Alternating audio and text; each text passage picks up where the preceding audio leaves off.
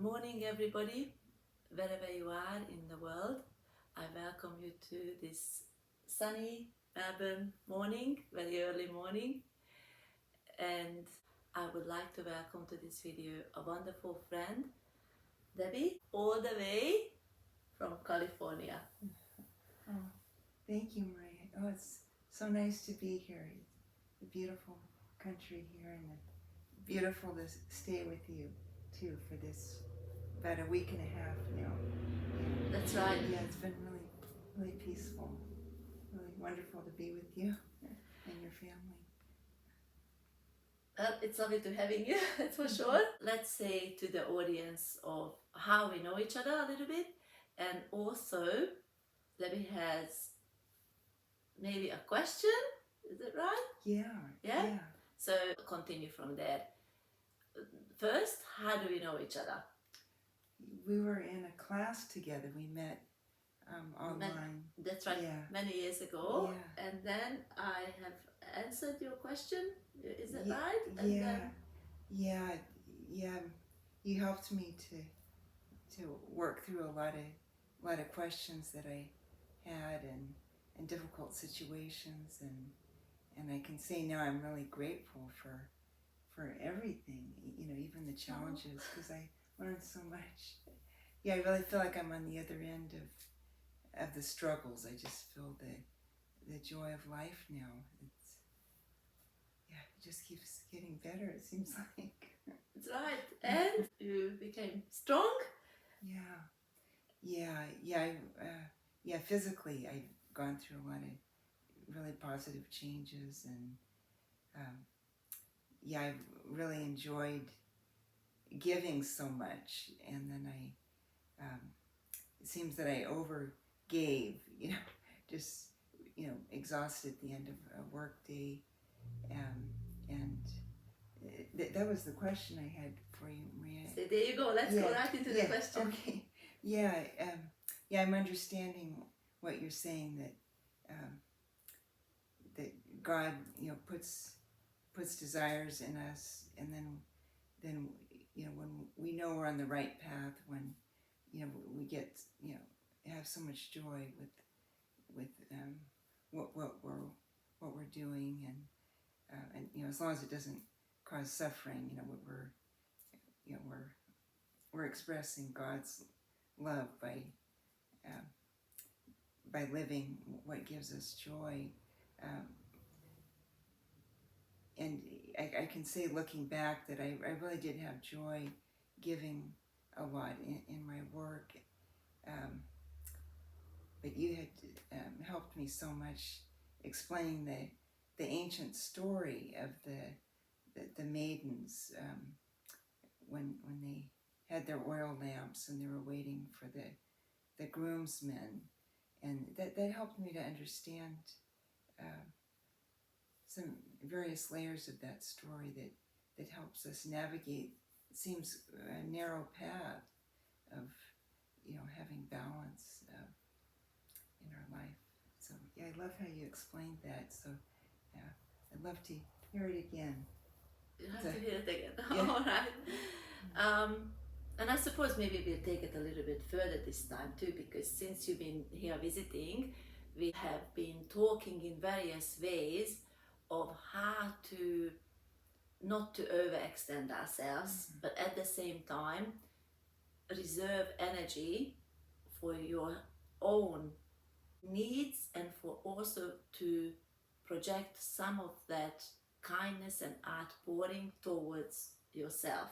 So I might touch on that a little bit as well as we sort of talk about this in the next few minutes.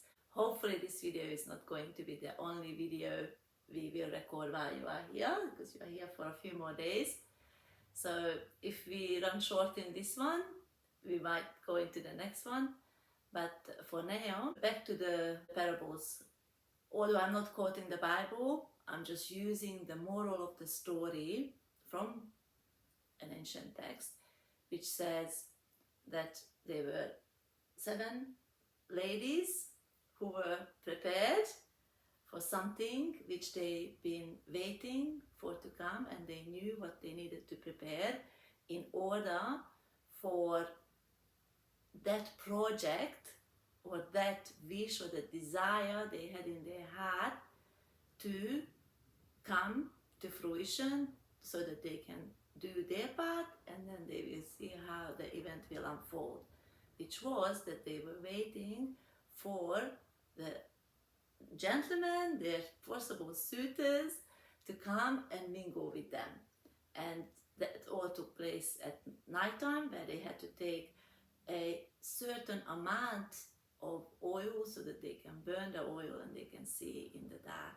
And another 7 ladies came who did not prepare, or which we would say they half prepared, but they didn't actually look through how much supply they needed and how much supply will be sufficient to get through the night and the amount of time they wanted to spend there. So in a nutshell, they didn't prepare properly, and then when the time came and when the need was there, they didn't have enough, and the only thing they could think of is they turned to the first 7 who was well prepared, and they asking them for a supply, and they said, no, we cannot give ours to you, because if we do so, then neither one of us will have enough to get through the night, because we got just enough for this project. Instead, they told, meaning the ones who had, told the ones who didn't have, go back and purchase some more of the supply. Now, this was a long introduction, but to get to the core of the story and the meaning of the story is that in life we need to be well prepared for things we don't know what could come. But at the same time, we have to be well prepared for the things we know we want to achieve. Sometimes it is very difficult to prepare for the things we don't know what will come, because we don't know everything, right? And our information is limited. So what we do know is general information. We know that we will need our strength, our energy to complete certain responsibilities. We know that we will need to attend not just to ourselves, but to other people, so we consider their needs as well.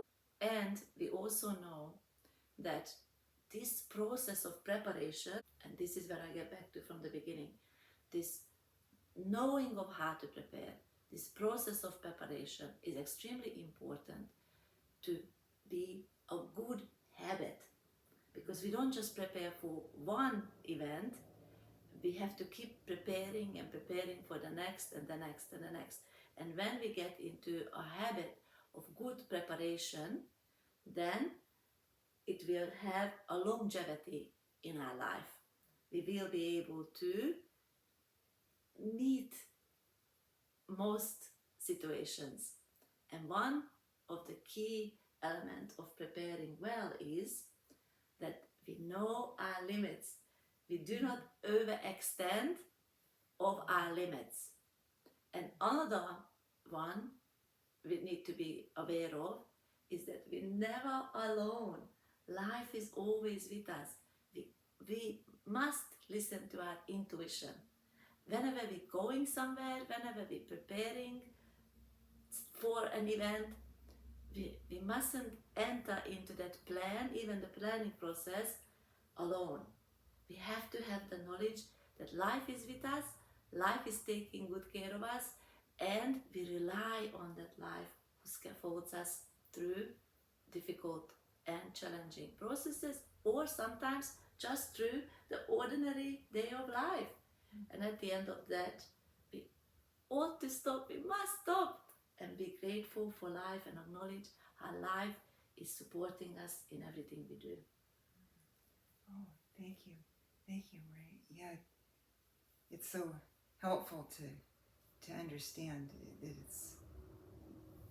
we do need to say no about things and have recognize our limits. So that's exactly right. Yeah, it really is freeing, to understand. And the only way we can say no is if we truly look at what our limits are. And then we could say, yes, I can do this, I can't do this, this is yes and this is no. And we have to honor that no. That no has to be a no out of truth, out of understanding, and out of not creating suffering. Wow, beautiful. Yeah, thank you. Thank you for watching today. This was a short video. Hopefully we can continue on next time. Bye for now. Bye.